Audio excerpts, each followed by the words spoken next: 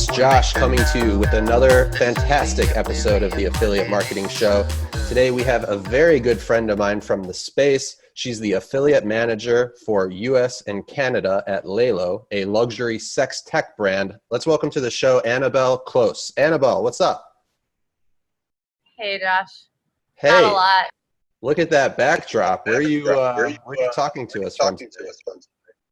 I am in Tamarindo, Costa Rica, Wow. but we're quarantined just like everyone else, so it looks a lot more fun than it is down here.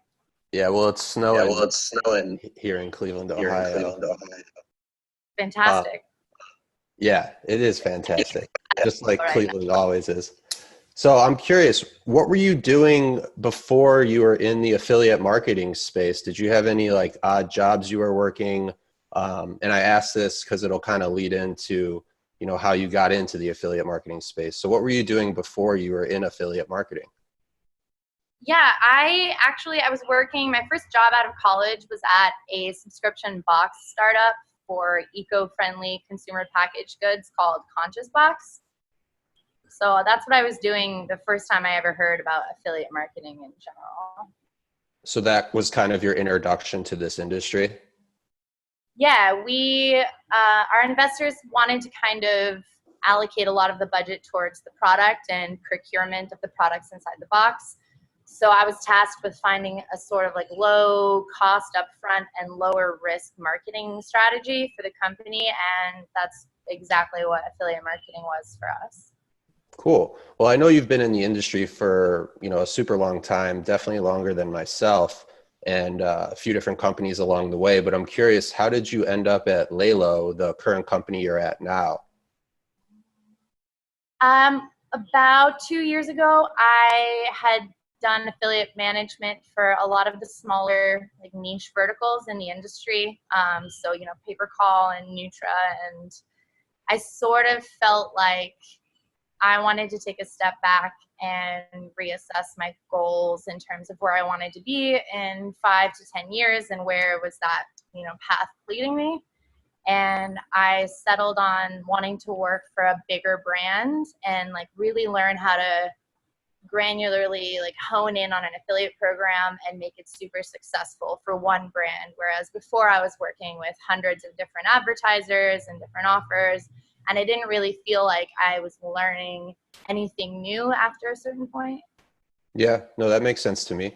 So let's pretend I know nothing about LELO, the current company that you're at. Tell us a little bit about it. I know I mentioned earlier it's a luxury sex tech brand, but I'm sure you can go into a little more detail for our viewers who haven't heard of you guys or aren't familiar with what that means.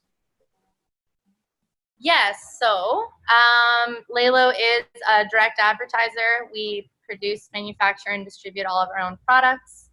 We are a luxury sex tech brand, and our product are, sex toys, to simply put it. They're a little bit more high quality and, tech related in terms of being Bluetooth enabled or app integrated.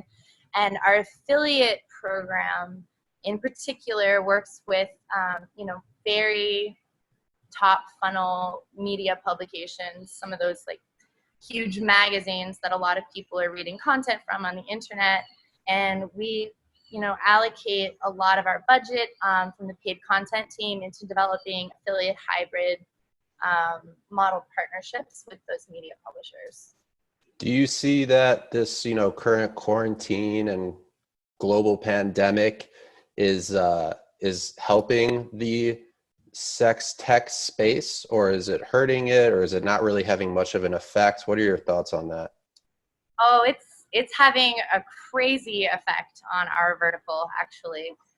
We feel extremely lucky and grateful because I know that a lot of other businesses and a lot of other like advertisers are not doing so well during this time.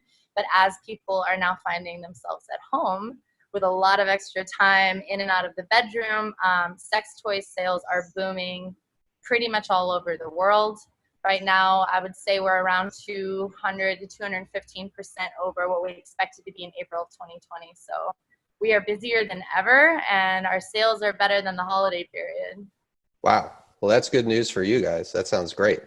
So where do you see the affiliate marketing space, the internet marketing space, maybe even the adult sex tech space heading over the next few years, given, you know, the current circumstances we're in and maybe where you think it's going to go?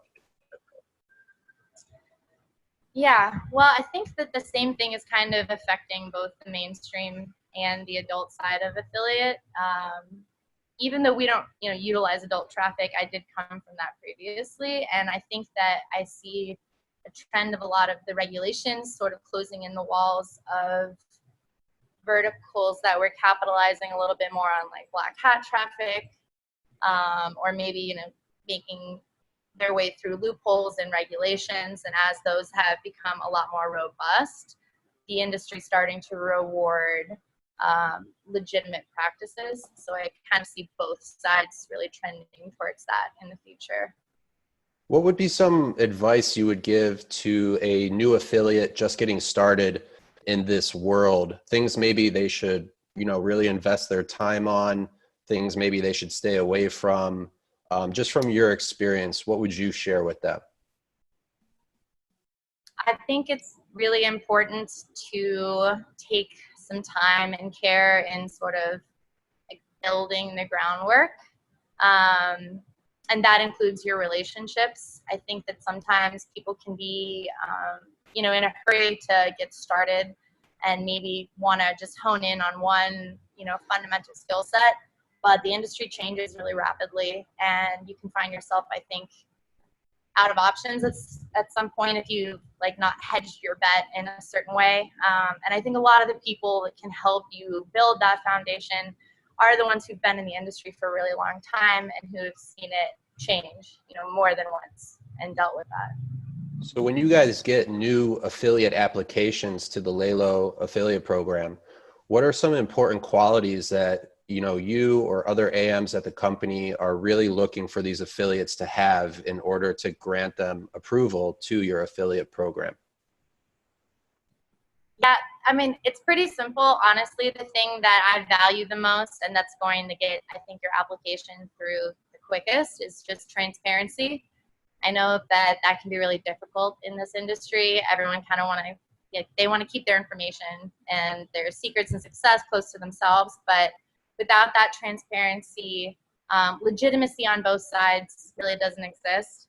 And I think that the more open you are about what you can do, the more you can set expectations in a real and accurate way, and then you both end up getting what you hope to out of the collaboration.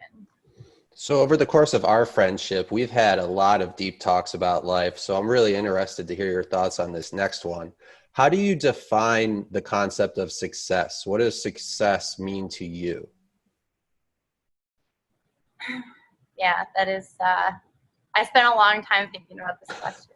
Okay, cool. To me, honestly, what I think is the greatest measure of success is the maintaining of a balance between all things. And when I say that, I mean that I really admire people that I see, especially in the industry, who have managed to have like just the right amount of everything that they need in their day-to-day life.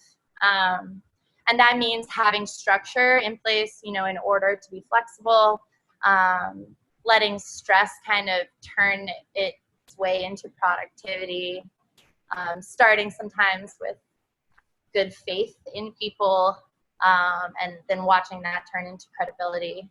And, that's a practice. It's not really something that you get once and just have. It's just kind of maintaining it the entire time. So I would say the happiest people I know and most successful are very balanced across the board. So having a good work-life balance and being able to enjoy your work life, but also your life outside of work. Absolutely. I don't really know what you're playing for if it's not to, at the end of the day, enjoy your life. Yeah, no, I can totally relate to that. And I think we both seem to be enjoying life, so we must be doing something right. So Right. on the flip side of that, do you have like a specific failure or like a learning experience that you look back on now and you're like, I'm super grateful I went through that. It really helped get me to where I am today, and I really learned a lot from it. Yeah. My list of failures is really long. Uh, that's a common theme of my interviews. People go, "Oh yeah, I got failures." So you're not alone there. I didn't want to pick anything super specific and For shoot sure. myself for but I think the thing that crushed me the most was, and you know about this, I was fired from a From job that I felt like I was breaking my back for. uh-huh. Um, and, you know, essentially it was chalked up to not being a good fit instead of performance, but I took that extremely personally. Right. And after about a month or two of like self-pity and self-destruction, I sort of realized that I had misrepresented myself from day one and needed to take responsibility for that. And I really don't thrive in a traditional work environment. And I tried to squeeze myself into that without saying what I needed to be successful. And I decided I wasn't going to do that ever again, and that I was going to find a company that really understood the value in sort of creating an environment that's supportive of each individual separately. And that is really what led me to LELO. And I've never worked with a group of people that are so motivated and so happy with their day-to-day work. And I think a lot of that is due to the support that they feel from the company. Yeah, no, I can totally understand that. I think the common thread with that question that I've been hearing is that, failure isn't a real thing as long as you can take some sort of learning experience and self-improvement out of the experience itself. So I would have to agree 100%. If you had a gigantic billboard, maybe in Costa Rica, maybe in New York, wherever you want, what have you, what would you put on that billboard? Would it be like a life motto? Would it be a LELO advertisement? What would be on the billboard? Sorry for not having it be a LELO advertisement. But I honestly, I would just want to remind everyone that we're all on the same team.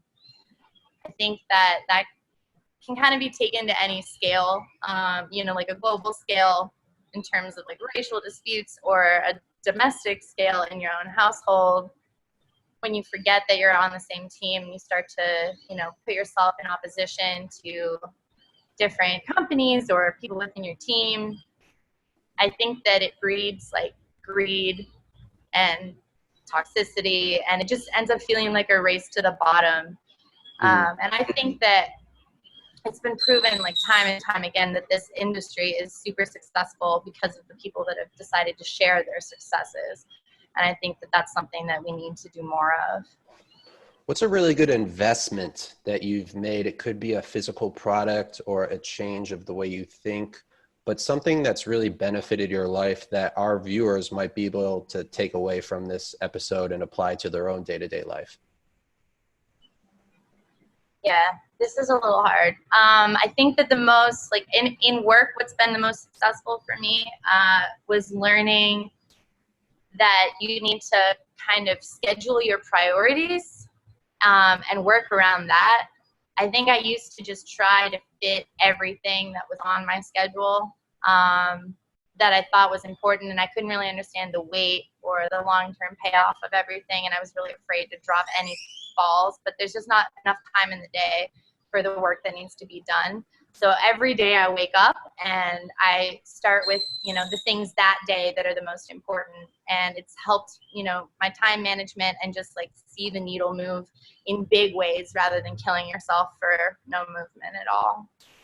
Yeah, well, I gotta say, this is the first interview I've done so far where there's tropical birds flying behind the interviewee and screeching. So this is definitely a unique and very cool interview. I'm a little jealous of your life over there right now. It's really hot. I'm sweating a lot. No, you look beautiful. You Feel the look same beautiful. way.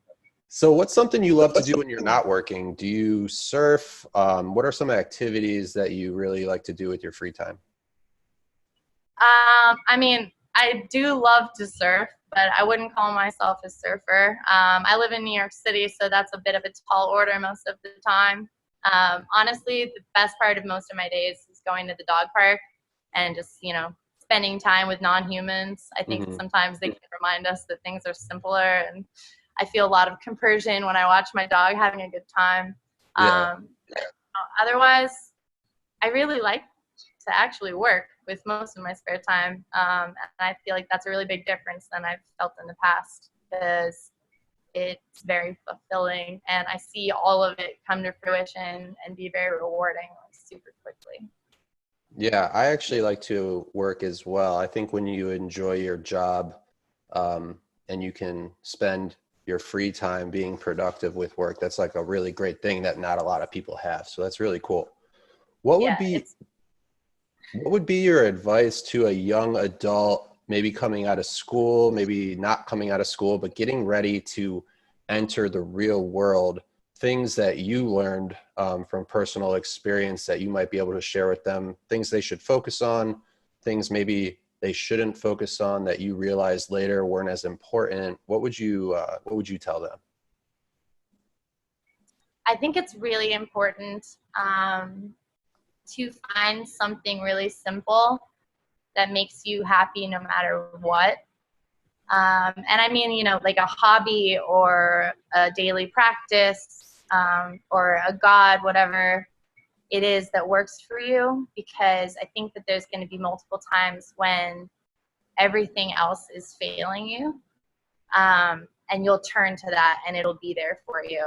And since I came out of school, I feel like those things have really gotten me through the difficult times, both in and out of work. So I think that's really important to find. And if you don't have something, find it. I know that you've got music as well, so I think you probably can resonate with that.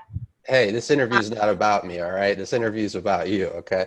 So let's say you're hot. It's a hot day in Costa Rica. You got birds screeching. You can't focus. What's like a little trick or a little something you do to get back in the zone to like really lock in back to your workday? Close the computer and like stop working. Honestly, I don't think anything motivates me more than feeling like I'm slacking off. Yeah. I know that sounds strange, but I feel like if I'm so on top of everything and I'm working so hard, I burn myself out. And sometimes I need to just completely walk away until I feel that motivation kind of come back. I don't think you can find it in continuing to have like dwindling returns. Yeah. I know you're probably going to love this next question, going back to our deep conversations in life. But what's one of the biggest regrets that you have in life that you wish you could have done differently? And this ties into just like becoming a better, smarter person and using it as a learning experience.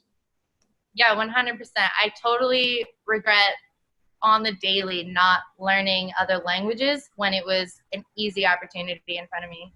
Hmm. In this What industry, especially, it's so useful. But what if languages you, do you speak? how many languages do I speak? I barely speak English, so I have attempted three. I've tried French, Italian, and Japanese.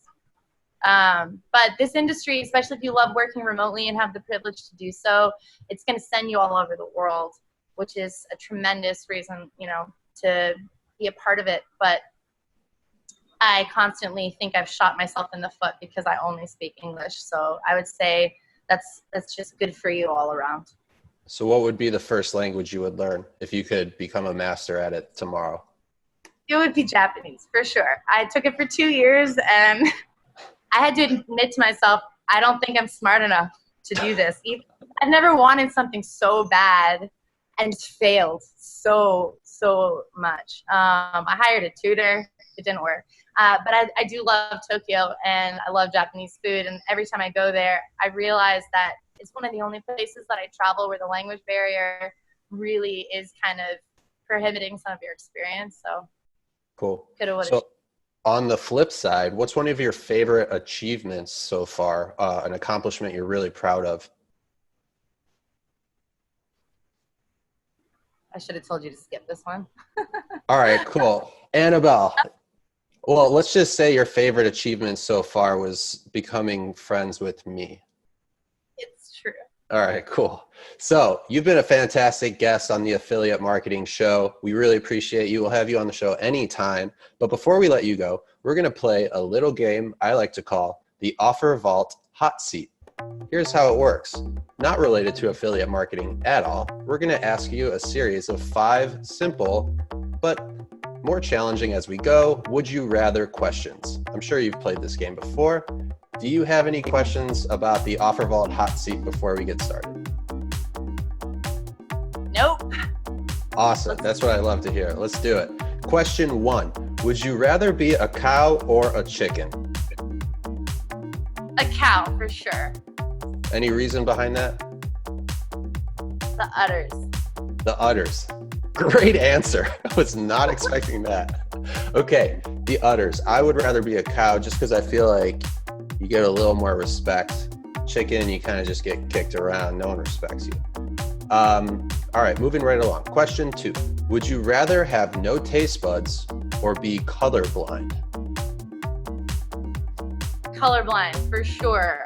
I mean, I don't know if there's a way to measure how colorblind one person is to the next, actually, already. So I may be kind of colorblind. But food is my life. It's the best part of every day. I don't want to lose that at all. Yeah, I would 100% agree. I love food too much. I would definitely keep my taste buds. You're doing great so far on the OfferVault Hot Seat. How are you feeling halfway through the process? Good. Pumped. Let's keep it going. Okay, I love that energy. Question 3. Would you rather fight 100 duck-sized horses or 1 horse-sized duck? Oh my God. 1 horse-sized duck, because that scene in The Lost World with all the tiny dinosaurs, for whatever reason, traumatized me. I can't handle. So you're going with the horse-sized duck. I would probably go the opposite just because I think I'd have a better chance against anything that's the size of a duck compared to a horse. But this show's not about agreeing, so we'll take that answer and we'll lock it in. Question 4. Would you rather have a Texas accent and live in New York or a New York accent and live in Texas?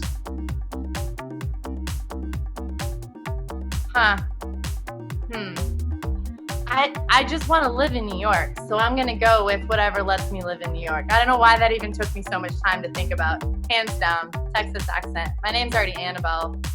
Goes with it. Let's go. Do you have a Texas accent for us? Absolutely not. Okay. I'll let that one slide. Last question of the OfferVault Hot Seat. Would you rather use eye drops made of habanero pepper oil or toilet paper made of extra rough sandpaper? I feel like I've done the second one, so I'll. So you're gonna take the sandpaper? The bikini wax? I mean, it's not going to be worse than that. I'll take it. All right. Annabelle, you have been a fantastic guest on the Affiliate Marketing Show. Before we wrap this interview up, I just want to give you the floor. This is your time to tell our viewers once again about LELO, anything you want. Go ahead. Yeah, great. We are always looking for content affiliates. So if you have a website with high quality content, organic SEO ranking content, a great blog, or if you are in the sex positive, body positive niche, just go to lip.hasoffers.com to apply, or email affiliates@lelo.com, which is LELO.com. For Annabelle from LELO and myself, Josh from OfferVault, let's make that paper, let's make that dough. This was the Affiliate Marketing Show. We'll see you next time, everyone. Take care.